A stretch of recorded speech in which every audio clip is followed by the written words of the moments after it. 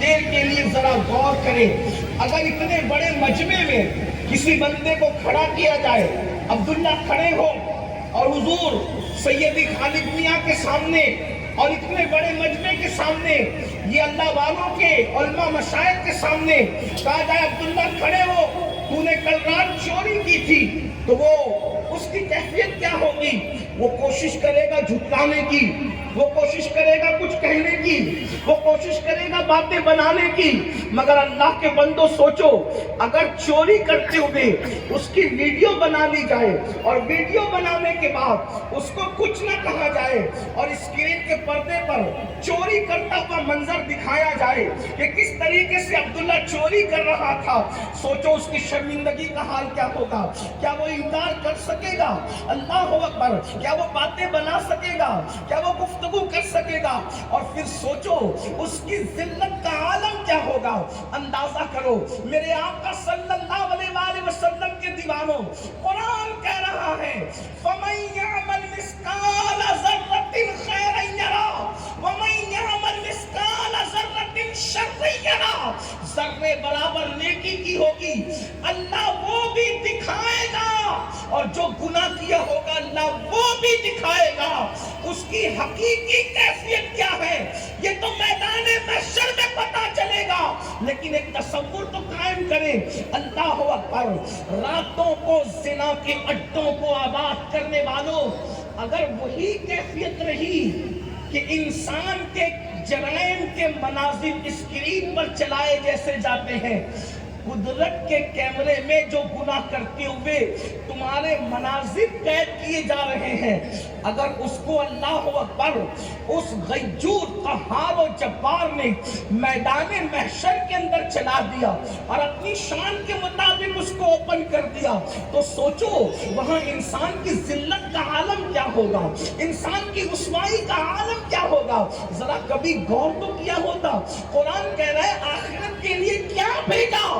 ذرا تصور کرو اگر ہم نمازیں بھیجتے تو بھی ہمیں ڈرنے کی ضرورت تھی، اس لیے کہ نماز پڑھ بھی لیتے، اگر کسی عالم کے سامنے پڑھتے تو وہ ہماری نمازوں میں درجنوں غلطیاں نکالتے کہ تم نے قرآن صحیح نہیں پڑھا، رکوع کی تسبیح صحیح نہیں پڑھی، تمہاری کمر جیسے سنت کے مطابق جھکنی تھی نہیں جھکی۔ میرے بھائیوں ذرا غور کرو، نماز پڑھ کر بھی ہمیں ڈرنا تھا، اس لیے کہ جب ایک عالم ہماری نماز کو پاس نہیں کر رہا ہے، ہماری نماز کی تصدیق نہیں کر رہا ہے، تو اللہ اکبر وہ عالم الغیب جب ہماری نمازوں کو جانچے گا تو ہماری نمازوں میں کتنے عیب نکالے گا اور ہماری نمازوں کا حال کیا ہوگا؟ تو اللہ کے بندو ہمیں تو نیکیاں بھیج کر بھی ڈرنا تھا، مگر افسوس، 100,000 افسوس، ہم نے تو نیکیاں بھیجی ہی کہاں، ہم نے تو جوا کرتے ہوئے گناہ بھیجے، زنا کرتے ہوئے گناہ بھیجے، شراب پیتے ہوئے گناہ بھیجے، نشہ کرتے ہوئے گناہ بھیجے، عورتوں پر بد نظری کی ہوئے گناہ بھیجے۔ اندازہ تو کرے ہمارے نام اعمال میں گناہوں کے سوا ہے کیا؟ آگے قیامت جب قائم ہوگی اور ضرور ہوگی، مگر بزرگوں نے فرمایا جب انسان کو موت آتی ہے اس کی قیامت اسی وقت قائم ہو جاتی ہے، اس اعتبار سے کہ اب وہ اپنی آخرت کی تیاری نہیں کر سکتا۔ آئیے اس لیے کہ 10 بجے محفل مکمل ختم ہونا ہے انشاءاللہ، تو میں اپنی گفتگو کو وقت پر مکمل کروں گا۔ ایک آپ کے سامنے میں حدیث پڑھنا چاہتا ہوں، اپنے جوانوں کی توجہ، غفلت میں زندگی گزارنے والوں، قبروں کو بھولنے والوں، میدان محشر کو بھولنے والوں، اللہ کے رسول غیب دا نبی مصطفیٰ کریم رؤوف الرحیم صلی اللہ علیہ وآلہ وسلم ارشاد فرماتے ہیں جب انسان مرنے لگتا ہے، جب انسان کو موت آتی ہے، جب انسان دنیا سے جانے لگتا ہے تو اس وقت اس کے پاس 5 فرشتے آتے ہیں اور 5 فرشتے مختلف انداز میں اس سے گفتگو کرتے ہیں، مختلف مراحل پر اس سے مخاطب ہوتے ہیں، اس سے بات کرتے ہیں۔ آئیے وہ 5 فرشتوں کی صدا کیا ہے میں آپ کے سامنے حدیث پاک کی روشنی میں پیش کرتا ہوں، ذرا توجہ کرنا۔ یاد رکھو میرے بھائی، دنیا میں کون رہا جو ہم رہیں گے؟ یہ دنیا سرائے فانی ہے، جگہ جی لگانے کی دنیا نہیں ہے، یہ عبرت کی جگہ تماشا نہیں ہے۔ جوانی کے غرور اور گھمنڈ میں میں خدا کے غضب کو چیلنج کرنے والوں، جوانی کے نشے میں خدا کے دین کو پیٹ کے پیچھے ڈالنے والوں، ایک وقت وہ آئے گا جب موت کی تلوار جو انسان کے سر پہ لٹک رہی ہے، انسان کی روح اور جسم میں وہ جدائی پیدا کرنے کے لیے آئے گی، اس وقت رونا ہوگا، اس وقت پچھتانا ہوگا، موت سے کوئی نہیں بچ سکتا۔ میرا اللہ فرماتا ہے اینما تکونوا یدرککم الموت ولو کنتم فی بروج مشیدہ، اگر مضبوط قلعوں میں جا کر کے چھپ جاؤ گے تو وہاں بھی تمہیں موت آ کر کے رہے گی۔ اللہ اکبر، موت نے آنا ہے، ہم نے آخرت کو بھلا دیا، آخرت کو فراموش کیا، اسی لیے گناہ پر جری ہو گئے، جھوٹ بولتے ہیں، جھوٹ کو گناہ بھی نہیں سمجھتے، جرائم کرتے ہیں، جرائم کو گناہ بھی نہیں سمجھتے۔ آئیے اللہ کے رسول صلی اللہ علیہ وآلہ وسلم کا فرمان سنیے اور سوچئے ہمیں کس گھاٹی سے گزرنا ہے، کس منزل سے گزرنا ہے جسے موت کہتے ہیں۔ موت وہ کیسی گھاٹی ہے، وہ کیسی گھاٹی ہے، اس کا حال کیا ہے؟ آئیے پہلے تو میں آپ کے سامنے یہ عرض کروں کہ موت آتی کیسے ہے، موت کیسے آتی ہے۔ لوگ سمجھتے ہیں انسان بستر پہ پڑا بڑا ہی سکون سے مر رہا ہے، میرے بھائیو اللہ اکبر، اتنے سکون سے انسان نہیں جاتا جتنے سکون سے وہ بستر پہ پڑا رہتا ہے۔ یہ اللہ کی حکمت ہے، ہاتھوں سے، پیروں سے، زبان سے میرا اللہ طاقت چھین لیتا ہے۔ اگر اللہ لوگوں کی طاقت ہاتھ پیر کی نہ چھینے تو جب جانور ذبح ہوتا ہے تو وہ کس طرح تڑپتا ہے، اس سے زیادہ انسان تڑپے۔ حدیث پاک کا مفہوم ہے اگر انسان کی طاقت نہ چھینی جائے مرتے وقت تو انسان جنگلوں میں پاگلوں کی طرح پھرتا رہے، دوڑتا پھرے، انسان کی کیفیت یہ ہو۔ آؤ ذرا جس گھاٹی سے گزرنا ہے جسے موت کہتے ہیں، مسلمان ہو کر بھی دین کو پیٹ کے پیچھے ڈالا ہے، مسلمان ہو کر بھی اللہ کے دین کو بھلا دیا ہے، مسلمان ہو کر بھی آخرت کو فراموش کر دیا ہے۔ آؤ آؤ اللہ اکبر، حضرت سیدنا عبداللہ ابن عمرو ابن عاص رضی اللہ تعالی عنہما ارشاد فرماتے ہیں کہ میں نے اپنے والد حضرت عمرو ابن عاص سے پوچھا بابا یہ بتائیں کہ انسان کو جب موت آتی ہے تو موت کے وقت اس کی کیفیت کیا ہوتی ہے؟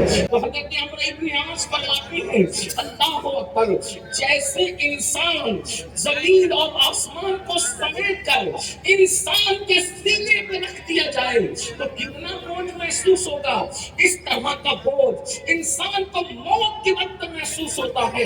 عمرو ابن عاص ارشاد فرماتے ہیں اللہ اکبر، میرے بیٹے عبداللہ، جب انسان کو موت آتی ہے تو یوں لگتا ہے کہ جیسے وہ ناک سے سانس نہیں لے رہا ہے بلکہ سوئی کے ناکے سے سانس لے رہا ہے، انسان کی کیفیت یہ ہوتی ہے۔ اور پھر فرماتے ہیں میرے بیٹے عبداللہ، تو موت کی کیفیت پوچھ رہا ہے، اگر کسی انسان کے پیٹ میں ببول کا درخت اگا دیا جائے اور اس کو نیچے سے کوئی طاقت پر انسان کھینچے تو اس وقت انسان کی کیفیت کیا ہوگی؟ اسی طرح انسان کے جسم کی کیفیت ہوتی ہے۔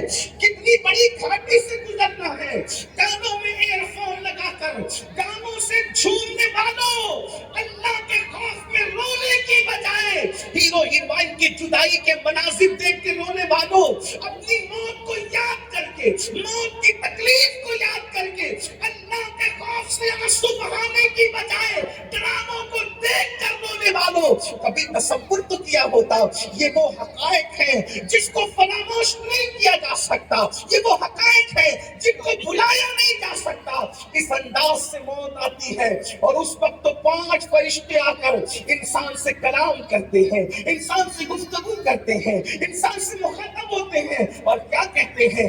آئیے اللہ کے رسول مصطفیٰ کریم رؤوف الرحیم غیب کا نبی صلی اللہ علیہ وآلہ وسلم ارشاد فرماتے ہیں، حدیث پاک کا مفہوم ہے، اس حدیث کو لکھا ہے علامہ ابن الجوزی رضی اللہ تعالیٰ عنہ نے۔ آقا ارشاد فرماتے ہیں کہ جب انسان کی روح اس کے حلق میں اٹکتی ہے، اللہ کے رسول فرما رہے ہیں، علامہ ابن الجوزی لکھ رہے ہیں اللہ اکبر، میری قوم کے جوانوں ذرا تصور کرو، اللہ کے سچے رسول خاتم النبیین صادق و مصدوق صلی اللہ علیہ وآلہ وسلم فرماتے فرماتے ہیں جب انسان کے حلق میں اس کی روح اٹکتی ہے تو پہلا فرشتہ آ کر اس سے گفتگو کرتا ہے، اس سے کلام کرتا ہے۔ ذرا حضور کی اس حدیث میں توجہ تو کریں، انسان کی روح جب اس کے حلق میں اٹکتی ہے، ذرا تصور کرو میرے بھائیو، اللہ اکبر، نرم نرم گدوں پہ لیٹ کر زنا کی فلمیں دیکھنے والے ذرا غور تو کریں، نشہ کرنے والے ذرا غور تو کریں، حلق کے اندر روح اٹکتی ہے، روح۔ کبھی سوچا مچھلی کا کانٹا حلق میں پھنس جائے تو کیا کیفیت ہوتی ہے؟ روٹی کا ٹکڑا حلق میں پھنس جائے تو کیا کیفیت ہوتی ہے؟ اللہ اکبر، جو حلق مچھلی کا کانٹا اور بڑے لقمے کا پھنسنا برداشت نہ کر سکے، جب اس کے اندر روح اٹکتی ہوگی تو انسان کی کیفیت کیا ہوتی ہے؟ اور اللہ کے رسول نے فرما دیا، حضور نے جو کر دیا وہ حق ہے، اس سے نہ کم ہو سکتا ہے نہ اس سے زیادہ ہو سکتا ہے، اس لیے کہ کائنات میں سب سچوں میں سب سے بڑا سچا خدا کی مخلوق میں کوئی ہے تو وہ آمنہ کے لال مصطفیٰ جان رحمت ہے۔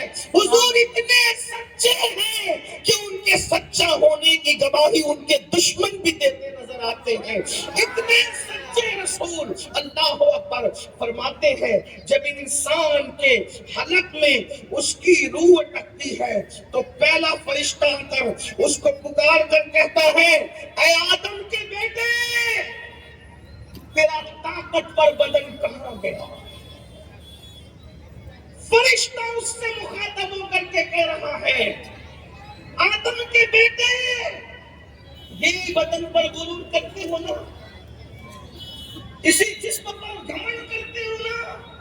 اللہ کا فرشتہ آ کر کے کہتا ہے، آدم کے بیٹے، تیرا طاقتور جسم کہاں چلا گیا؟ اور اس کے بعد وہ فرشتہ پکار کر کہتا ہے، آج تو کتنا کمزور ہے، کتنا کمزور ہے آج تو، کہاں گئی تیری فصیح زبان؟ جس زبان کو تو چل چل چلاتا تھا وہ تیری زبان کہاں گئی؟ اور اس کے بعد کہتا ہے، آج تو کتنا خاموش ہے۔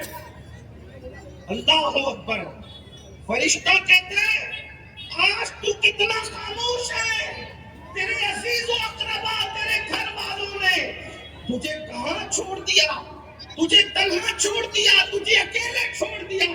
فرشتہ اس سے گفتگو کرتا ہے، طاقتور جسم کہاں گیا، چر چلنے والی زبان کہاں گئی؟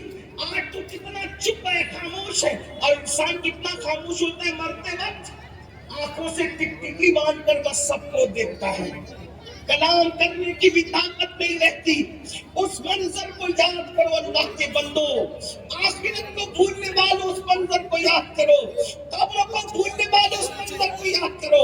بہت دن تک کچھ نہیں رہے گا، بہت دن تک کچھ نہیں چلے گا۔ کب تک گناہ کرو گے؟ جب تک کہ جسم اور روح کا رشتہ ہے تبھی تک نہ، ایک وقت تو وہ آئے گا کہ روح کا رشتہ جسم سے ٹوٹ جائے گا، صرف پچھتاؤ گے میرے بھائیوں، کس دنیا سے جی لگایا ہے، شہد دکھائے، زہر پلائے، مدل ڈائن شوہر کش، اس مردار پہ کیا للچایا، دنیا دیکھی بھالی ہے، اس دنیا نے، بوڑھی دنیا نے، جس کی ہزاروں سال کی عمر ہو گئی، یہ بوڑھی جو بن سور کے آتی ہے، لوگوں کے ساتھ فریب کرتی ہے، لوگوں کے ساتھ دھوکہ کرتی ہے، اگر اس دنیا نے بن سور کر فرعون کو نہ برگلایا ہوتا تو اس نے خدا ہونے کا دعویٰ نہ کیا ہوتا، نمرود کو اس دنیا نے نہ برگلایا ہوتا تو نمرود خدا کا باغی نہ ہوا ہوتا، انا ربکم الاعلی کی صدائیں بلند نہ کرتا۔ اللہ کے بندو، ان کے تخت کہاں گئے، ان کے تاج کہاں گئے، ان کے غرور کہاں گئے، ان کے کھان کہاں گئے، کہاں گئے ان کے محلات؟ اللہ کے بندو، بادشاہ تھے آپ، اور آپ تو بادشاہ بھی نہیں ہے، خدا کو بھول رہے ہو، آخرت کو بھول رہے ہو۔ نہیں نہیں، یہ مسلمان کی شان نہیں۔ جب مرو گے، نزار سکرات کا عالم ہوگا، روح حلق میں اٹکے گی تو پہلا فرشتہ کہے گا، کہاں ہے تیری طاقت، کہاں ہے تیری قوت، کہاں ہے تیری زبان؟ آج تیرے رشتہ داروں نے، اقربا نے، عزیزوں نے تجھے تنہا چھوڑ دیا۔ اس وقت انسان کتنا بے بس ہوگا۔ فرشتہ کہتا ہے، آج سب نے تجھے چھوڑ دی، سب چھوڑ دی، بیوی چھوڑ دے گی، بچے چھوڑ دے، سب چھوڑ دے، کون آتا ہے ساتھ؟ کوئی نہیں آئے گا۔ پھر اللہ کے رسول علیہ السلام ارشاد فرماتے ہیں جب اس کی روح نکال دی جاتی ہے تو دوسرا فرشتہ روح نکلنے کے بعد اور وہ فرشتہ بھی اس سے کلام کرتا ہے، اور فرشتہ کیا کہتا ہے ذرا سنیں، وہ فرشتہ کہتا ہے تنگ دستی کے خوف سے جو مال تو نے جمع کیا تھا، نہ حرام دیکھا نہ حلال، وہ مال کہاں تجھے بہت خیال تھا نا مالدار بننے کا، دولت مند بننے کا، کہاں گیا تیرا مال؟